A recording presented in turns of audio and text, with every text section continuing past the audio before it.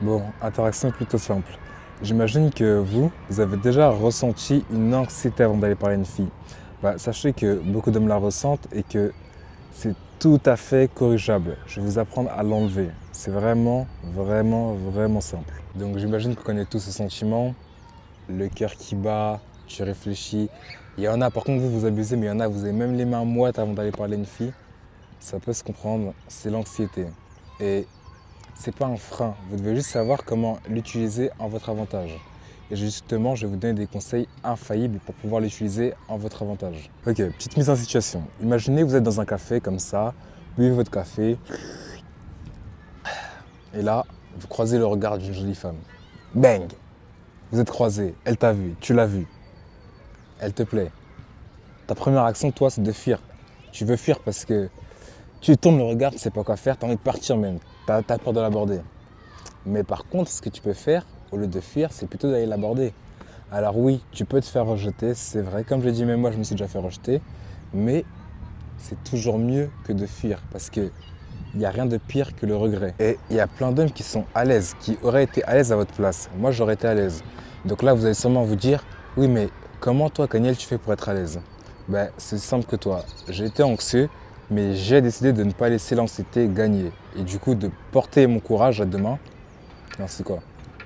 Bon, de prendre mon courage à deux mains et juste d'y aller. Donc allons droit au but, comment être moins anxieux? Déjà, il faut tout simplement accepter l'anxiété. L'anxiété, c'est normal qu'elle soit là, c'est une émotion. Il y a un contexte social. Elle est là pour éviter de se faire rejeter. En fait, c'est là pour te protéger. C'est une émotion qui te protège du rejet parce que c'est une émotion qui est biologiquement programmée pour éviter que tu sois rejeté. Voilà, c'est pour te protéger. Donc le plus important pour toi, c'est juste de l'accepter. Bon et cette fille qui me plaît, voilà, je l'ai vue, on s'est croisés du regard, tac tac. Bon, elle me plaît, je suis anxieux à l'idée d'aller la voir. J'avoue, j'ai peur, mais bon, qu'est-ce que je peux faire d'autre? Je dois aller lui parler, c'est comme ça. Je l'accepte, tu dois juste l'accepter, l'intérioriser. C'est comme ça, c'est la vie. Je suis anxieux, mais je vais quand même y aller. Et une fois que tu l'auras accepté, que tu l'auras intériorisé, elle aura moins d'emprise sur toi parce que tu l'auras accepté. Elle ne sera pas au-dessus de toi, mais tu auras le contrôle. Elle sera dans un cadre. Tu l'as accepté, je vais aller et puis juste tu y vas. Et le plus tu vas pratiquer, et puis le plus elle partira, le moins tu seras anxieux. La pratique va détruire l'anxiété parce qu'au bout d'un moment, elle va peser plus dans la balance. Le plus tu vas pratiquer et le plus confiant tu seras, donc le moins de rejet tu recevras, tu auras l'habitude et le moins tu seras anxieux. C'est vraiment mathématique. Il y a plein d'inconnus, tu les pratiques, anxieux, rejet, confiance, tu alignes tout et tu as le calcul idéal avec le résultat idéal. Et justement, en parlant de pratique, vous devez pratiquer. Moi, je me rappelle quand j'étais au lycée, on passait à l'oral. Voilà, c'était en cours d'anglais. On passait à l'oral et il y avait une fille, elle était vraiment pas à l'aise à l'idée de passer à l'oral, mais à un point que j'avais jamais vu ça. Elle pleurait quand elle devait passer à l'oral, elle pleurait. Quand elle devait aller au tableau, elle pleurait. Et puis carrément, parce qu'elle avait peur, enfin, je pense elle était anxieuse en fait à l'idée qu'on la regarde tous, qu'on juge son anglais sûrement. Donc on devait se retourner pendant qu'elle passe à l'oral. Voilà. Nous on devait se retourner, elle était derrière nous et puis il n'y avait que la prof qui pouvait la regarder et la noter. Nous on devait tous se retourner. Bon, moi j'ai jamais trouvé ça juste parce que tout le monde a peur de passer à l'oral. Pourquoi nous on devrait se retourner tandis qu'il y a d'autres gens à qui on ne doit pas se retourner? Bon, passons. Mais juste, vous devez pratiquer. Le problème c'est que cette fille, elle n'a pas assez pratiqué. Elle s'est limitée à passer à l'oral seulement parce qu'on lui demandait.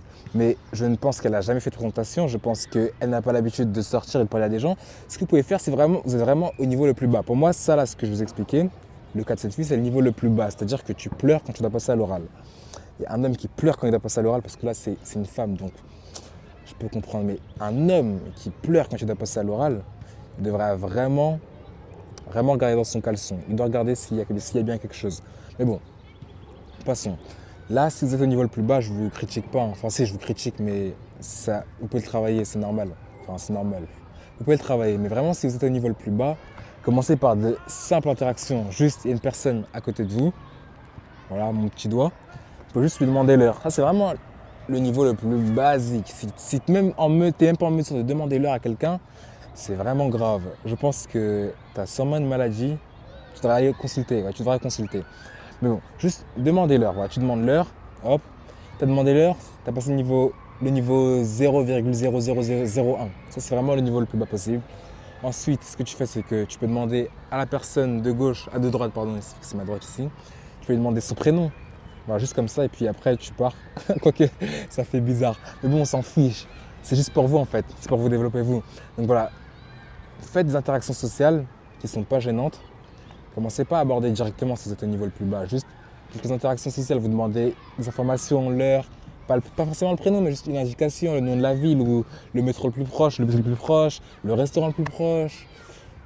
Voilà, et puis petit à petit, vous montez, et puis c'est en pratiquant que vous arriverez à enlever cette anxiété. C'est important que vous le compreniez et que vous l'appliquez. Ensuite, un truc que moi je fais souvent et que je trouve que les gens ne font pas assez, c'est discuter avec les personnes qui participent à notre bien quotidien. C'est-à-dire que lorsque je fais mes courses, par exemple, ou même lorsque je vais au restaurant, il y a la serveuse, je parle souvent avec la serveuse. Bon, est-ce que je peux le dire? Non, je ne vais pas le dire. Mais je parle souvent avec la serveuse, j'engage toujours la conversation avec la serveuse. Je m'assure de lui demander si elle va bien, si la journée était bien pour elle.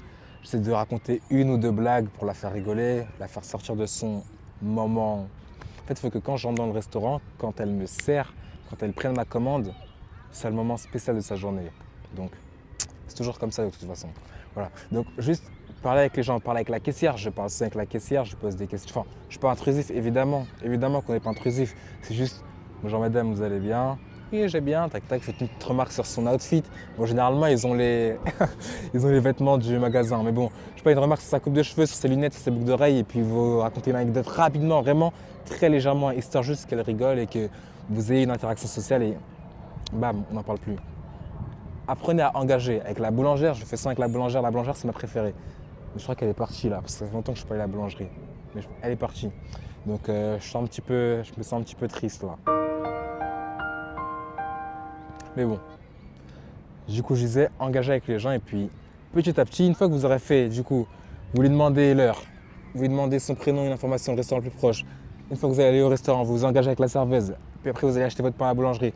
Vous vous engagez avec la boulangère et puis vous parlez au jeune homme qui est tout au fond là-bas. Et puis en fait, vous parlez, juste vous pratiquez avec les feedbacks évidemment et vous pratiquez.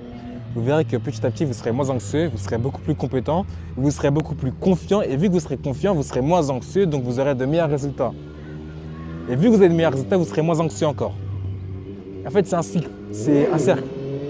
Maintenant, un point important que je veux soulever, je suis obligé d'en parler, c'est qu'il y a des hommes, vous êtes anxieux de parler. On va dire que c'est une fille moche. Tu sais, elle est moche la fille, tu vas lui parler, tu t'en fiches. Franchement, tu t'en fiches qu'elle te dise oui, qu'elle te dise non. Enfin, moi, ça ne m'affecte pas. Lorsque j'aborde une fille moche comme ça pour m'échauffer, bah, ça ne m'affecte pas. Elle me dit non, je ne vais pas, désolé. Bon, j'avoue, tu dis, elle n'est pas de ton niveau, mais elle te dit non, ça. J'avoue que ça peut blesser à l'ego. Mais moi, maintenant, plus maintenant. Juste, je m'en fiche parce que j'arrive pas à la prendre au sérieux, en fait. Je me dis qu'elle est inférieure à moi. Mais cette mentalité de elle est inférieure à moi, tu dois l'avoir avec toutes les filles, qu'elles soient jolies, qu'elles soient belles, qu'elles soient moches, qu'elles soient une 10 sur 10. Même si tu ne le penses pas, tu dois te convaincre. Je vous assure que tu peux vraiment réussir à retourner ton cerveau, à te convaincre de ça. Tu peux vraiment te placer comme au-dessus. Et c'est ce que tu dois faire vraiment. Peu importe ce que les gens te diront, ils te diront « Oh, mais t'es arrogant. Oh, mais t'es un but à personne. Oh, mais t'es un pervers narcissique. » Et puis, ils diront plein de choses, mais tu t'en fais. Je dois juste te convaincre. Si t'arrives à te convaincre, tant mieux. D'un mec qui disait que son pote était moche, mais vu que sa mère lui disait qu'il était super beau, bah, il a toujours eu des facilités. Bah, c'est exactement ça. Il faut que tu arrives à faire croire à ton cerveau, même pas à faire croire, c'est vrai. Tu dois dire à ton cerveau, lui faire comprendre, lui faire accepter l'idée que tu es supérieur à cette femme et que tu décides de la faire entrer dans ta vie. Cette femme, au final, elle a quoi? Vous savez, parfois, vous pouvez être effrayé par la beauté d'une femme, mais déjà, premièrement, ne jamais être effrayé par la beauté d'une femme. Elle peut être belle, mais n'avoir rien à l'intérieur. Peut-être, moi, j'ai déjà parlé à des femmes, j'ai une femme en tête en plus, elle avait beau être super jolie, j'avais l'impression qu'elle était bête. Voilà. Quand je lui parlais, c'était creux, c'était vide, elle était idiote. Donc, ne soyez pas effrayé par la beauté d'une femme. Elle peut très bien être belle de l'extérieur, mais à l'intérieur, être vide. Et puis lorsque vous lui parlerez, lorsque vous apprendrez à la connaître, vous verrez que elle n'a que la beauté à offrir. Au final, peut-être qu'elle ne sait même pas s'exprimer, elle a zéro connaissance. Peut-être que… Oh non, merde, j'ai dit Bon. Peut-être que elle a zéro connaissance du coup, peut-être qu'elle ne sait même pas cuisiner. Bon, elle n'est pas qualifiée en fait, elle a juste la beauté qu'elle a pour elle en fait. Et si tu lui enlèves la beauté, au final c'est une 0 sur 10, c'est tout. Donc arrêtez d'être effrayé par la beauté d'une femme et juste allez lui parler comme si Comme si c'était une 2 sur 10, voilà. Tu vas lui parler, parce que dans ta tête c'est une 2 sur 10. Tu fais la conversation chill, easy, comme si tu t'en fichais du résultat parce que vu qu'elle est jolie, tu veux absolument conclure. Donc tu vas stresser, tu vas hésiter à faire des choses, tu vas trop réfléchir. Et vu que tu vas trop réfléchir durant la conversation, tu ne seras pas pleinement dans la conversation. Donc ce qui fait que ça a foiré. Alors que quand tu es avec une fille moche, tu prends le temps de l'écouter, tu réponds rapidement du tac au tac parce que tu te mets moins de pression. Et enfin, dernier conseil, juste rationaliser le rejet. Écoutez, tu l'abordes, elle te rejette. Ah, c'est la vie. It is what it is. Elle t'a rejeté, tu vas faire quoi? Est-ce que tu vas la tuer? Non, tu vas pas la tuer. Est-ce que tu vas mourir toi? Non, tu vas pas mourir. Est-ce que ta famille, tes parents, tes frères, bon, c'est la même chose. Mais est-ce qu'ils vont mourir? Non, ils vont pas mourir. Donc, c'est rien, c'est la vie. Et puis, elle t'a rejeté, mais ça ne change pas qui tu es. Ça ne change pas ta valeur. Vous devez comprendre quelque chose. Et là, c'est quelque chose que peu de personnes vous disent, mais vous devez le comprendre. Souvent, le rejet, ça a plus à voir avec les préférences et les circonstances plutôt qu'avec vous. En fait, c'est soit les préférences, soit les circonstances, soit votre capacité de communication. Et ça, je kiffe ça parce que premièrement, si c'est les capacités de communication, tu peux t'améliorer. C'est-à-dire que si tu es rejeté, tu peux très bien t'améliorer. C'est pas comme si tu étais destiné à te faire rejeter. Deuxièmement, les circonstances, peut-être que la fille elle s'est fait aborder par un gros lourd juste avant, moi. Non, je plaisante. Je plaisante. Bon, peut-être qu'elle s'est fait aborder par un mec qui, bon, il a super mal parlé et puis elle était fatiguée, elle l'a fatiguée, elle est saoulée et puis voilà, donc elle te dit non, c'est pas de ta faute. Donc tu peux même pas t'en vouloir à toi, c'est pas de ta faute. Même si ça avait été moi, non quoique, bon même si ça a été le mec là-bas, elle aurait refusé. Même si c'était un mec super beau après, elle aurait refusé. Parce que juste avant, il y a un mec qui lui a cassé la tête. Donc, c'est pas de ta faute. Tu pouvais rien faire. Tu pouvais littéralement rien faire. Et enfin, le troisième point, c'est, j'ai dit les préférences. Bon, écoutez, peut-être que la fille, son style, c'est les mecs blancs. Voilà. Quoique moi, je pense que je suis l'un des seuls noirs qui peut rendre Paris métisse. C'est-à-dire que s'il y a une fille qui aime les blancs, si c'est moi, elle acceptera. Je parle avec expérience. Je parle avec retour d'expérience de ce que j'ai pu voir, etc. Je ne dis pas ça au hasard.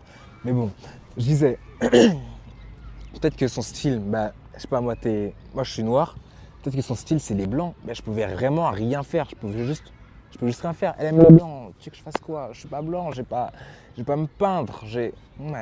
T'aimes pas les noirs, t'es pas trop noir, tant pis. On a tous un style, on a tous une préférence. Moi c'est une grosse, je vais pas dire oui. Si elle est grosse, je vais pas dire oui. C'est pas de sa faute. Si là par contre c'est de sa faute. Si c'est de sa faute. Oui. Si elle est grosse, c'est de sa faute. Mais toi, si t'es gros et qu'elle aime pas les gros, c'est de ta faute, c'est vrai. Tu peux pas rien y faire, tu peux maigrir, tu peux très bien aller à la salle. Mais actuellement, à l'instant T, écoute, t'as pas le physique de Michael B. Jordan, t'as pas mon physique, t'as pas le physique d'un mec mince, t'as pas un physique de mannequin, t'es gros, tant pis. T'avais qu'à maigrir. Maintenant, une dernière chose, c'est que dans ce vaste monde-là, il existe quelque part plusieurs même, il y a plusieurs filles. Il y en a bien une qui te dira oui. Maintenant, comment savoir que celle qui te dira oui? Sur toutes les filles qui te plaisent et que tu vois, il y en a une qui te dira oui. Chaque approche que tu fais, on dit toujours que tu es à une approche du oui. C'est-à-dire que tu es à un non d'un oui. Avant de recevoir le oui, tu recevras un non. Mais du coup, tu es obligé d'aller approcher cette femme pour savoir si c'est elle le oui ou si c'est elle le non. Et que celle d'après sera le oui, bien encore le non qui sera le dernier non avant le oui. Donc tu dois toujours faire ton approche, voilà. Je te jure qu'il y en a une qui te dira oui. C'est impossible. Si tu es un mec normalement constitué, que tu sais aligner deux mots sans paniquer, sans faire de que normalement, si tout va bien, tu n'as pas un handicap qui se voit vraiment, qui est super flagrant, tu peux être handicapé et avoir un oui. Enfin, si c'est un handicap qui est minime, que tu dois attendre qu'on te le dise pour que tu puisses le remarquer, t'inquiète pas que le oui, tu l'auras. Mais vraiment, je pense qu'il n'existe aucun homme sur Terre qui ne sache pas s'y prendre avec les femmes s'il a les bonnes méthodes. Et même au niveau de l'anxiété sociale, c'est une question de compétence sociale, c'est une question de travail. Moi, honnêtement, si tu es ami avec moi, c'est impossible que tu sois dans le cas de la fille que j'étais juste avant. C'est impossible une personne avec qui je marche tous les jours, c'est impossible qu'une personne avec qui je marche tous les jours se retrouve à pleurer parce qu'elle va faire un discours ou une présentation orale devant une classe. Impossible. Et moi, c'est impossible que ça m'arrive aussi. Et je n'ai jamais été dans ce cas, je ne serai jamais dans ce cas, mes enfants ne seront jamais dans ce cas, mes amis ne seront jamais dans ce cas et mes abonnés ne seront jamais dans ce cas aussi. Simplement parce que je m'assure de vous apporter les bons conseils. Bon, j'ai fini la vidéo. J'ai tourné combien de vidéos? J'ai tourné 3 vidéos aujourd'hui. Donc 3 fois plus de valeur en une journée. N'est-ce pas magnifique? La vie n'est-elle pas belle? Voilà, c'est tout pour moi. Bisous. Mouah.